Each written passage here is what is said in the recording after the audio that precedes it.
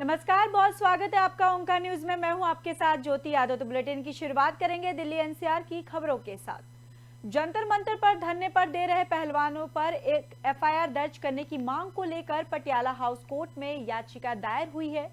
इस याचिका पर कोर्ट आज को सुनवाई करेगा। वहीं बताते चले कि याचिकाकर्ता बम बम महाराज की तरफ से अधिवक्ता एपी सिंह ने कोर्ट में याचिका दायर की है और इस याचिका में कहा गया कि पहलवान विनेश फोगाट, बजरंग पूनिया और साक्षी मलिक सहित अन्य पहलवानों ने प्रधानमंत्री नरेंद्र मोदी और भारतीय कुश्ती महासंघ के अध्यक्ष बृजभूषण सिंह पर झूठे आरोप लगाए हैं। उन्होंने जंतर मंतर से भड़काऊ भाषण दिए, इसलिए उनके खिलाफ केस दर्ज किया जाए। इस याचिका पर कोर्ट आज दोपहर 2 बजे सुनवाई करेगा। वहीं जंतर मंतर पर खिलाड़ियों का धरना जारी है। उन्होंने बृजभूषण की गिरफ्तारी की मांग भी की और इसके अलावा पहलवान साक्षी मलिक समर्थन मांगने के लिए हरियाणा के हिसार गई हैं। पहलवानों की तरफ से सोशल मीडिया के माध्यम से भी लोगों से समर्थन मांगा जा रहा है। तो लगातार पहलवानों का जंतर मंतर पर प्रदर्शन जारी है। आपको बताते चले कि कल ही जंतर मंतर से लेकर इंडिया गेट तक कैंडल मार्च निकाला गया। साथ ही साथ अब पहलवानों को समर्थन देते हुए खाप पंचायत और अन्य खिलाड़ियों भी सामने आ गए हैं। साथ ही साथ आपको बताते चले कि खाप पंचायत ने प्रशासन को चेतावनी दी है कि अगर वो पहलवानों की मांग पूरी नहीं करते, अगर बृजभूषण पर कार्रवाई नहीं करते, तो इस आंदोलन को उग्र आंदोलन किया जाएगा और पूरे देश भर में आंदोलन करेंगे।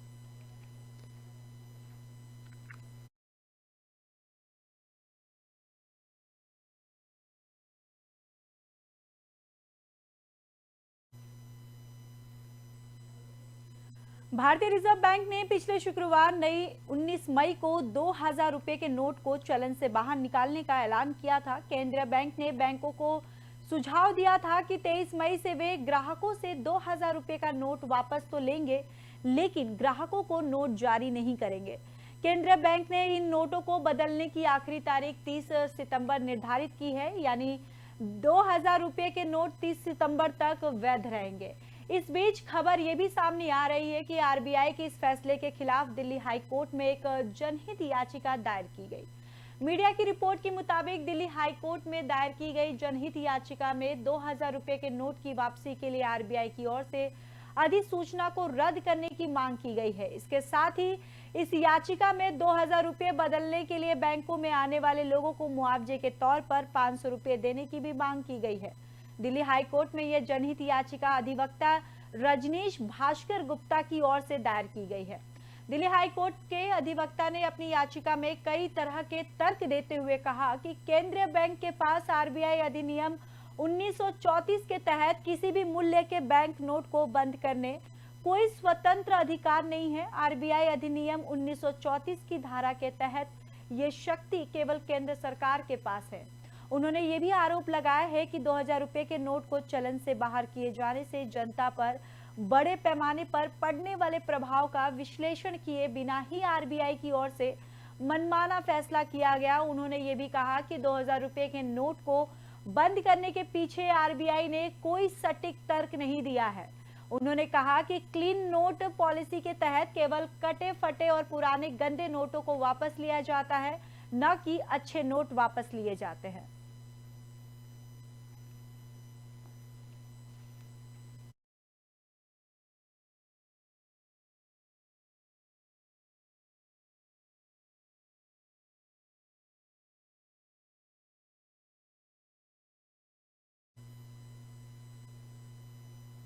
तो बढ़ते हैं अगली खबर की ओर। पंजाब के मशहूर गैंगस्टर लॉरेंस बिश्नोई को गुजरात पुलिस आज तड़के अहमदाबाद के साबरमती जेल से दिल्ली लेकर आई।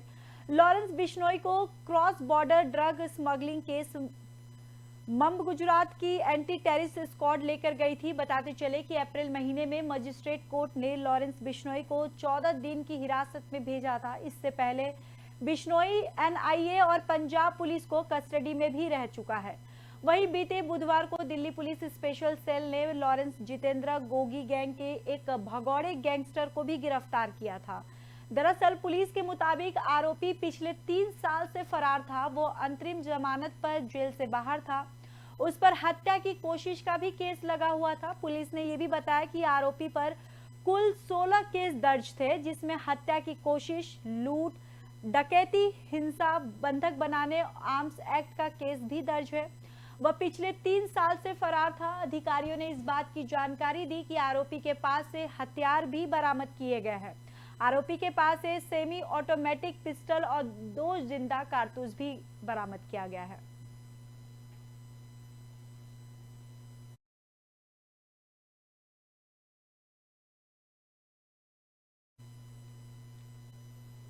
तो वही गौतम बुद्ध नगर स्थित कर्मचारी राज्य बीमा निगम के अस्पताल में घुसकर एक महिला ने नवजात बच्चे को अगवा कर लिया। पुलिस रिपोर्ट दर्ज कर मामले की जांच कर रही है। वहीं घटना थाना सेक्टर 24 क्षेत्र की है, जहां पर नवजात बच्चा गायब होने से स्वजन का रो रो कर बुरा हाल है। अस्पताल प्रबंधन के मुताबिक प्रसव के बाद महिला को फर्स्ट फ्लोर पर भर्ती किया गया था और इस दौरान एक अज्ञात महिला भी प्रसूता है और साथ लगी हुई थी। आशंका यह है कि संदिग्ध महिला बच्चा चोरी कर ले गई है। और वही कोतवाली पुलिस का कहना है कि 23 मई को थाना सेक्टर 24 क्षेत्र के अंतर्गत अस्पताल में तनवीर पुत्र फिरोज निवासी पवन विहार गली नंबर 2 खोड़ा कॉलोनी गाजियाबाद अपनी पत्नी को डिलीवरी के लिए लाया था। डिलीवरी के बाद महिला को वार्ड में शिफ्ट कर दिया गया था।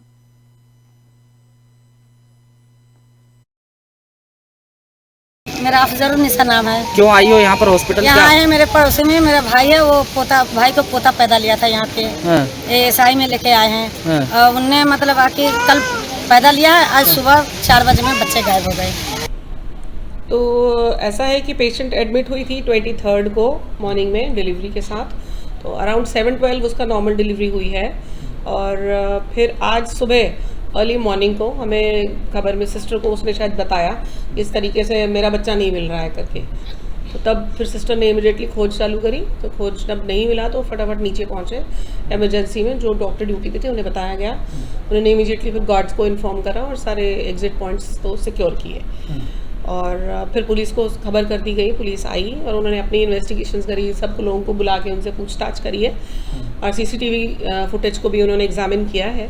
और अपेरेंटली अर्ली मॉर्निंग की जो फुटेज थी वो उसको एग्जामिन किया, तो उसमें एक लेडी अपेरेंटली जिसने उठाया होगा वो जाती हुई दिखाई दी है। उसको उस लेडी ने आइडेंटिफाई कर लिया है। 23 मई 2023 को इशरत वाइफ ऑफ तनवीर, जो कि मूल रूप से बिहार की निवासी हैं और अभी गाजियाबाद में रह रही हैं, वह 23 तारीख को सुबह 4:30 बजे ESIC अस्पताल, जो कि सेक्टर 24 में स्थित है, वहाँ पर डिलीवरी के लिए आई थी और सुबह 7:30 बजे एक बच्चे को जन्म दिया। आज दिनांक 24 तारीख को सुबह सूचना आई कि वो बच्चा अस्पताल से मिसिंग है। और CCTV फुटेज जब निकाले गए तो पाया गया कि एक महिला के पास वो बच्चा नजर आया है। अभियोग पंजीकृत आवश्यक कार्रवाई की जा रही है। हम जल्द ही बच्चे को तलाश करके तुरंत ही। गाजियाबाद के पैसिफिक मॉल में 8 स्पा सेंटरों पर पुलिस की छापेमारी की कार्रवाई हुई है, जहां पर 99 युवक युवतियों हिरासत में लिए गए हैं। पुलिस ने इसमें 5 युवक और 2 युवतियों को गिरफ्तार किया है और ये सातों स्पा सेंटर के मैनेजर है। बाकी 58 युवतियों को विक्टिम बनाकर छोड़ दिया गया है। वहीं 34 कस्टमर युवकों को भी जमानत पर छोड़ा है, लेकिन उन्हें FIR में आरोपी बनाया गया है। इन सभी के खिलाफ अनैतिक देह व्यापार अधिनियम का मुकदमा थाना लिंक रोड में दर्ज किया गया है। दरअसल 8 स्पा सेंटरों से करीब 1 लाख रुपए कैश, बड़ी संख्या में मोबाइल, रजिस्टर डायरी, कपड़े और आपत्तिजनक सामग्री भी रिकवर हुए हैं। DCP विवेक चंद्र यादव ने अपनी स्पेशल टीम के मेंबरों को पहले कस्टमर बनाकर इन स्पा सेंटरों पर भेजा था, तब जाकर सच्चाई सामने आई है। पुलिस का दावा है कि स्पा सेंटरों पर मसाज और थेरेपी की आड़ में जिस्म फरोशी की खुलेआम ये धंधा चल रहा था। कस्टमर को आकर्षक मसाज के नाम पर लुभाकर इस सेंटर तक लाया जाता था। फिर सेंटर के कैबिन में पहुंचते ही लड़कियां सब कुछ ऑफर कर देती थी। आपको बताते चले कि कस्टमर से 3 से 5 हजार रुपये तक वसूले जा रहे थे। जो लड़कियां यहां पर काम कर रही थी, उन्हें प्रति कस्टमर की एवज में कमीशन भी मिलता था।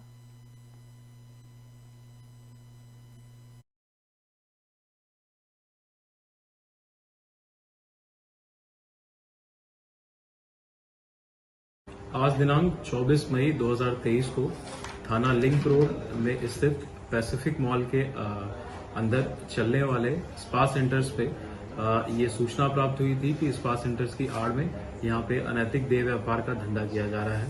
इस सूचना के आधार पे एसीपी साहिबाबाद के निर्देशन में टीम गठित करके जब वहाँ पे छापामारी की गई तो वहाँ से 8 स्पा सेंटर ऐसे पाए गए जहाँ पे आपत्तिजनक स्थिति में कुछ लोगों को तथा आपत्तिजनक वस्तुओं के साथ वहाँ पे कई सारे लोगों की बरामदगी हुई।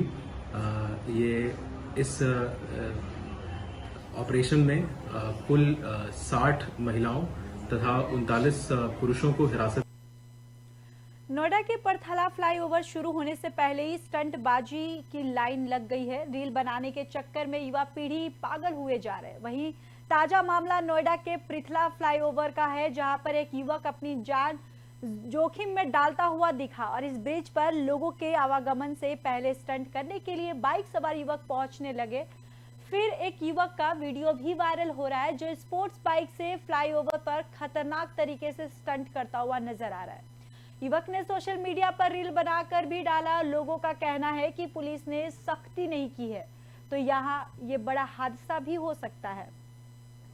तो आप साफ तरीके से तस्वीरों में देख सकते हैं कि किस तरीके से युवक स्पोर्ट्स बाइक से लेकर ये स्टंट करते हुए नजर आ रहा है और साथ ही साथ युवक ने इस पूरे स्टंट का वीडियो भी बनाया और सोशल मीडिया पर वायरल किया है।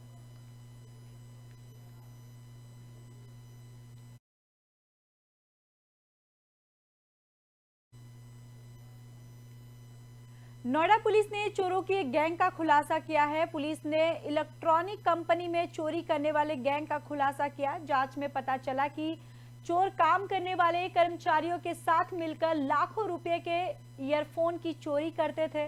पुलिस को सूचना मिलने पर 72 घंटे में घटना का खुलासा हुआ। पुलिस ने कंपनी की एचआर की शिकायत पर 19 लाख रुपए के 6160 ईयरफोन बरामद किए। चोरों के पास से ओप्पो कंपनी के ईयरफोन जब्त किए गए। वहीं मामले में नोएडा पुलिस ने 6 लोगों को भी गिरफ्तार किया। नोएडा सेक्टर 63 थाना क्षेत्र का ये पूरा मामला बताया जा रहा है।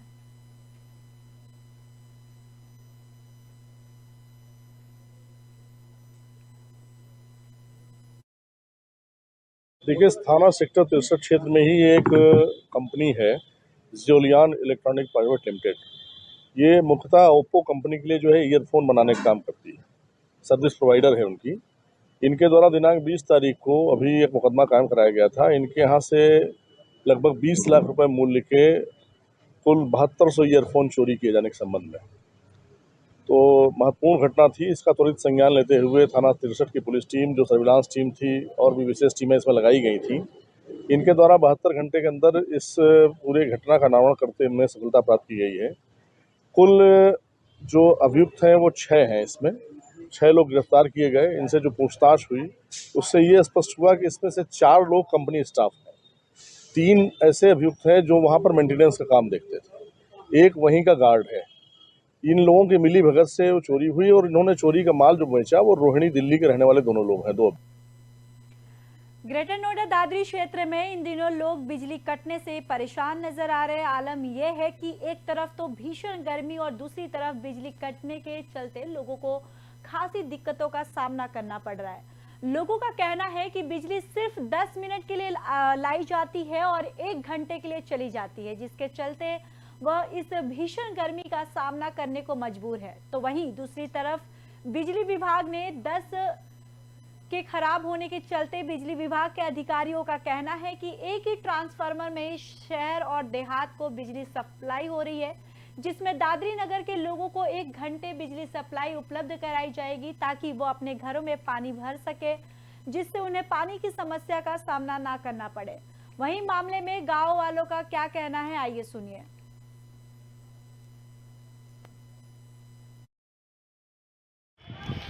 दादरी में इस टाइम विद्युत संकट बहुत अपर पर है। पिछले 18 से 20 घंटे में दादरी के अलग अलग वार्ड्स में लाइट नहीं आ रही है, जिसकी वजह से रोजाना के नित्य क्रम खत्म हो चुके हैं। सभी इन्वर्टर्स, बैटरियाँ जो लाइटों को सप्लाई कर रही हैं। घरों में पानी नहीं है और समस्या इतनी गंभीर होती जा रही है कि आगे आने वाला समय हमें ऐसा महसूस हो रहा है कि विद्युत विभाग हमें ठग रहा है। जब इनको ये पता है कि गर्मी के सीज़न में लाइट की सप्लाई होनी है, लोड भी पड़ेगा, तो इन तारों को सर्दियों में ही क्यों चेंज नहीं किया जाता, या इन ट्रांसफार्मरों की रिपेयरिंग क्यों नहीं की जाती? क्या इनकी ट्रांसफार्मर और लाइट की तारों की जो रिपेयरिंग होती है सिर्फ कागज़ों में हो रही है, दिखावट के लिए हो रही है? क्योंकि हर साल हर महीने गर्मी के टाइम पर आते यही समस्या हो जाती है। लाइट की वजह से घरों में बच्चे हारी बीमारी, पानी से परेशान, दिक्कत, गर्मी है इस टाइम, और बिजली चली जाती है। लाइट वाले लाइट भी करने को सही नहीं आते। एक घंटा बताते हैं, 3-3 4-4 घंटे लग जाते हैं लाइट से आने में। और जो है आज समस्या ये पता रही है, बिजली घर गई तो 3-4 दिन लाइट नहीं आएगी और 1-1 घंटे। वहीं अगली खबर ग्रेटर नोएडा से है, जहां करंट लगने से एक युवक की मौत का मामला सामने आया है। ग्रेटर नोएडा के तातरापुर गांव के रहने वाले 26 साल के युवक की करंट लगने से मौत हो गई है। वहीं गुलावटी के पास पावर ग्रिड की विद्युत लाइन पर काम करते हुए युवक करंट की चपेट में आ गया, जिसके बाद मौके पर ही युवक की मौत हो गई। और घटना के बाद एनटीपीसी टी गेट के पास भारी संख्या में लोग इकट्ठा हो गए। मौके पर पहुंची पुलिस ने शव को कब्जे में लेकर पोस्टमार्टम के लिए भेज दिया है और अब परिजन मुआवजा और परिवार के एक सदस्य को नौकरी देने की मांग कर रहे हैं। वहीं ग्रेटर नोएडा के एनटीपीसी चौकी क्षेत्र का ये पूरा मामला बताया जा रहा है।